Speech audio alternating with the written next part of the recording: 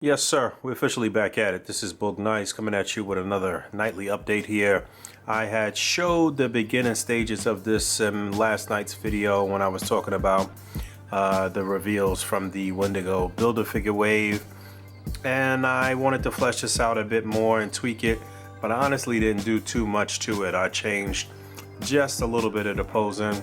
Pile driver here is still my focal point. I changed Thunderball's positioning and put him off the curb here a little bit. You can see a little water bottle on his hand there. I thought that was a nice little addition here. And Wrecker back there leaning on the car. I really like his pose, but you know, again, it's about the framing and how everything is just kind of framed up through here. Not too much overlap. Little minor things. I put this newspaper here in front of Bulldozer's foot because I just didn't want the hole in the bottom of his foot to be showing. You know, I'm real OCD about things like that. I started to cover this the Tony Stark poster on the icebox too, but I decided to leave it. But I'm really happy that I got to utilize this backdrop for something. My daughter kind of made me buy this, but then I thought about a couple of different uses.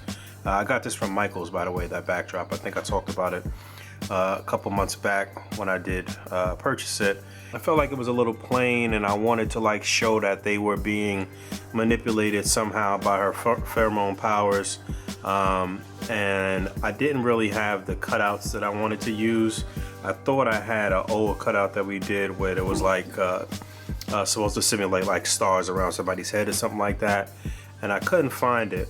So maybe that's something we need to do for a future pack. But I tried these little effects for Magneto, from Magneto, and mind you, this is the first time that I opened the Revoltech Magneto, by the way.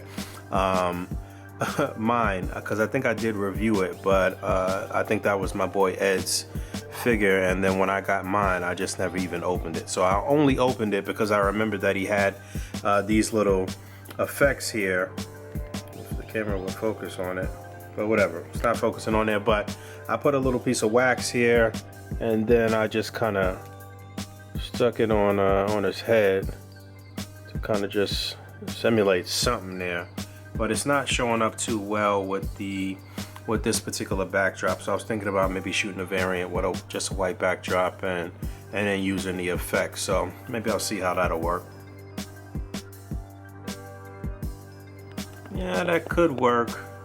My paper's not long enough. That could work. People always ask me about what I use to apply the cutouts and different things, and I use regular food grade wax. There's a wax that Baby Bell cheese comes encased in that you can peel off of the cheese, eat the cheese, save the wax, put it in a little Ziploc baggie and keep it in a cool, dry place. And literally the wax that you get from one piece of cheese can last you years. A year, 2 years. You know, if you want to change it out every year, then that's fine, but it'll last you a very long time. It can leave a little residue on the figures if it's too moist, but it's nothing that a little warm water can't just take off. As long as you don't get it into some crazy crevice of the figure, then you're fine. I'll use a baby wipe sometimes to remove the residue, but yeah, so that works. And yeah, I applied one on Pile Driver and one on Wrecker. So yeah, that looks pretty cool, I guess.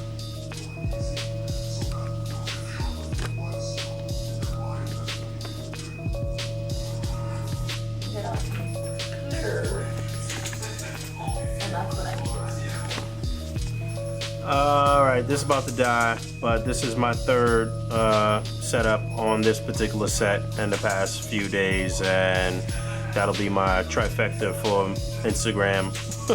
Above the top of Instagram. I'll flesh this out some more, but Wonder Man back there, he's on a stand, and so is Great Gargoyle here. You know, so many different ways to use an A.C.B.A stand, and I'm dead. Alright, peace.